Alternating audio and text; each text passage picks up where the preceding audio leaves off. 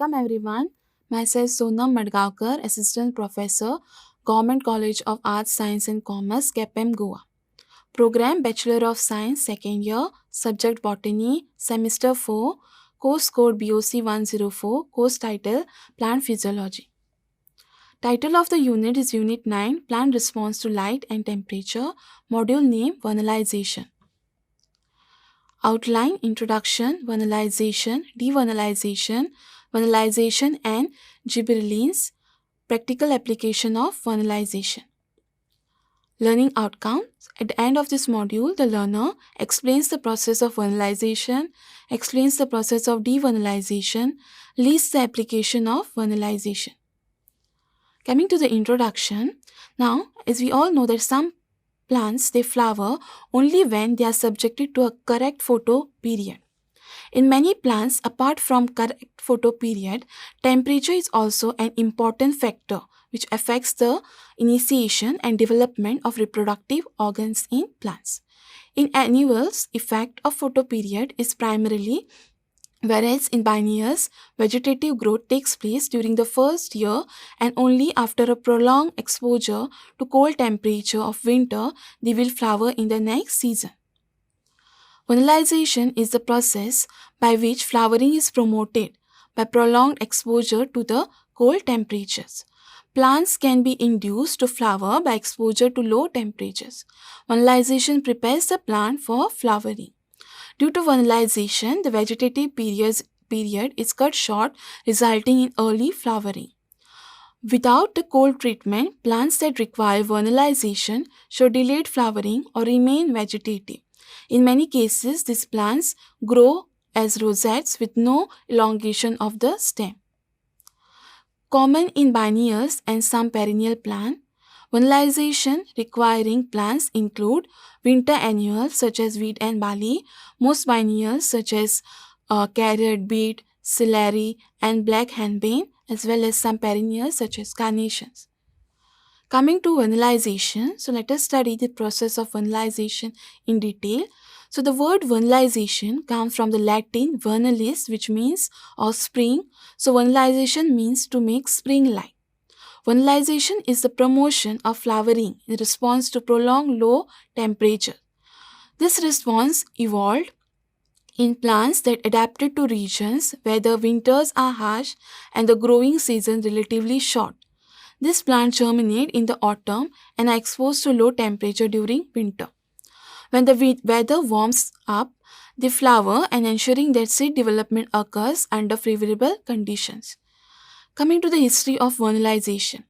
Now, Clippart in 1857 first noticed the low temperature requirement for flowering while working with winter wheat and spring wheat. Trofim Denisovich Lysenko in 1928 termed the conversion of the winter variety into the spring variety by low temperature chilling treatment as vernalization. Chorad in 1960 defined vernalization as acquisition or acceleration of the ability to flower by giving chilling treatment. Coming to the theory of vernalization, now plant development comprises of certain stages and the completion of one stage is necessary for the commencement of the next one. So each of the stages requires suitable doses of temperature, humidity, light, aeration, etc. So in lack of any of this condition, further development of the plant is checked. So they are as follows. First stage is the thermo stage. So it is a first stage and is also referred to as vernalization stage or Lysenko stage. Conditions required for successful passage are temperature, so low temperature ranging from 0 degrees Celsius to 20 degrees Celsius according to species and strains. Moisture, presence of moisture is equally important for completion of this stage. Aeration, proper aeration is very important and in several cases it becomes a critical factor. Time required for completion of thermo stage varies with environmental condition and depends on the nature of plants itself. Response of vernalization also decreases if the period of vernalization is interrupted by periods of heat treatment.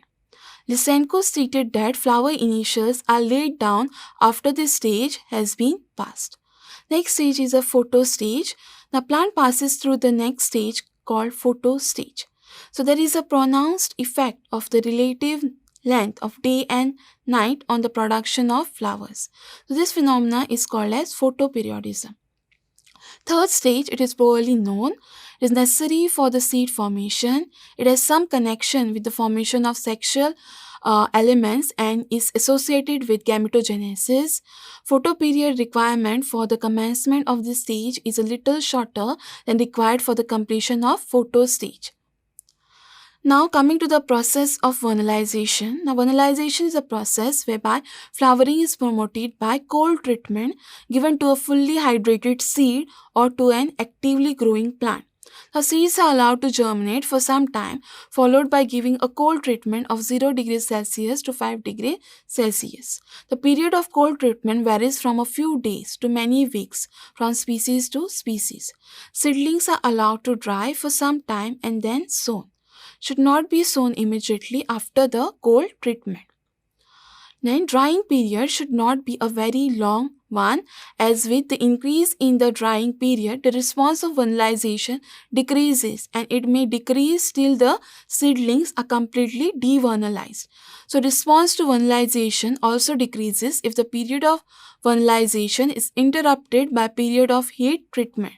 It is also possible to revernalize the devernalized seedlings. Isolated embryos can also be vernalized. Isolated embryos can also be vernalized. Vernalization prepares the plants for flowering. Next is perception of the cold stimulus. The cold stimulus is perceived by the apical meristem. Valencic in 1964 found out that the vernalization of the excised or isolated leaf and root of Lunaria bianis has shown that all dividing cells, including those in roots or leaves, may be the potential sites of vernalization. Next is presence of a floral hormone. The perception of the cold stimulus results in the formation of a floral hormone which is transmitted to other parts of the plant. Cold stimulus in some cases may even be transmitted to another plant across a graft union. For example, if vernalized henbane plant is grafted to an unvernalized henbane plant, the latter also flowers.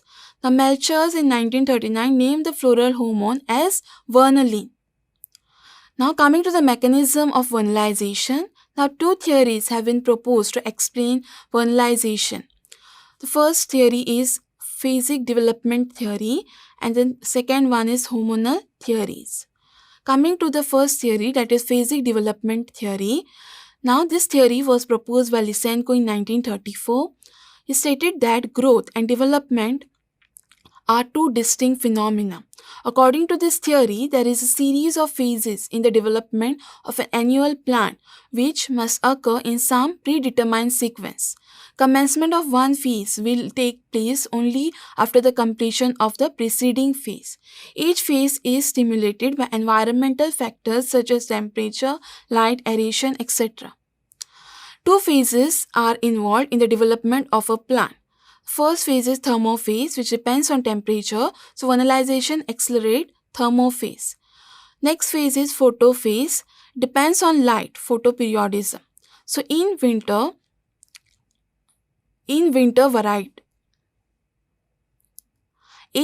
wheat variety, low temperature is required for the completion of the first thermophase. Next, photophase start, which is dependent upon light after thermophase.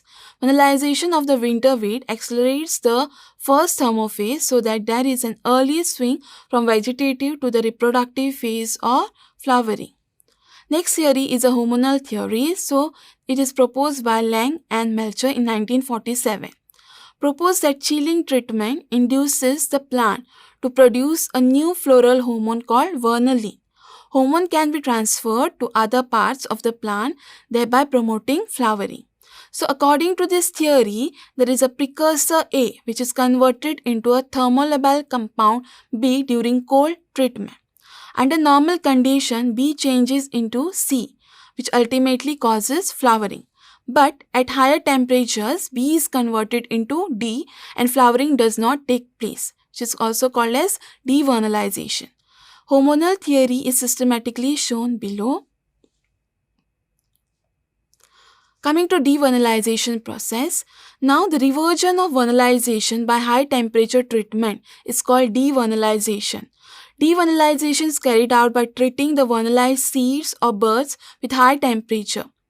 Degree of devernalization decreases if the duration of the cold treatment has been longer. The devernalized plant can again be vernalized by subsequent low temperature treatment. Coming to vernalization and gibberellins, now Lang et al. In 1957 demonstrated that application of gibberellins can replace the cold treatment for vernalization in certain biennial plants, example henbane. This plant remains vegetative and retains its rosette habit during the first growing season, and after passing through the winter period flowers in the next season. Treatment with gibberellins induces the plant to flower in the first year itself. Gibberellins, probably through stem elongation, trigger some reaction leading to flowering. Next, coming to the practical application of vernalization. The vernalization increases the cold resistance of plants, reduces the vegetative period of development, and induces early flowering in plants. Helps in crop improvement, thereby accelerating the plant breeding work. Flowering can be induced by grafting, increases the resistance of plants to fungal diseases. Crops can be grown in regions where they do not naturally reproduce. In India, early flowering has been achieved in crops such as rice, wheat, jute, and pulses. These are my references which I have referred to prepare this module. Thank you.